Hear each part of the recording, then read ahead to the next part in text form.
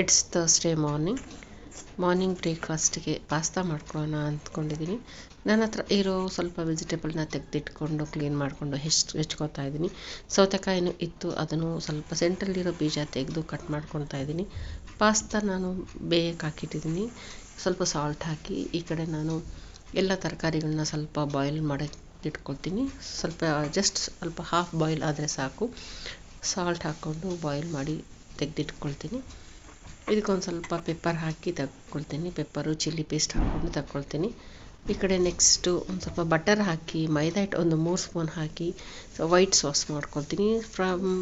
ಮೈದಾ ಹಿಟ್ಟು ಚೆನ್ನಾಗಿ ಬಟರಲ್ಲಿ ಫ್ರೈ ಆದಮೇಲೆ ಸ್ವಲ್ಪನೇ ನೀರು ಹಾಕಿ ಸ್ವಲ್ಪ ಅದನ್ನು ಸಾಸ್ ಥರ ಮಾಡ್ಕೋಬೇಕು, ಅಂದರೆ ಸ್ವಲ್ಪ ಪೇಸ್ಟ್ ಥರ ಮಾಡ್ಕೋಬೇಕು. ಅದು ಬಾಯ್ಲ್ ಆದಮೇಲೆ ವೆಜಿಟೇಬಲ್ ಹಾಕ್ಕೊಳ್ತೀನಿ. ವೆಜಿಟೇಬಲ್ ಹಾಕಿದ್ಮೇಲೆ ಪಾಸ್ತಾ ಹಾಕ್ಕೊಂಡು ಒಂದು ಸ್ವಲ್ಪ ಚೀಸ್ ಹಾಕ್ಕೊಂಡು ಮೆಲ್ಟ್ ಆದಮೇಲೆ ಬಿಸಿ ಬಿಸಿ ತಿಂದರೆ ಟೇಸ್ಟ್ ಆಗಿರುತ್ತೆ.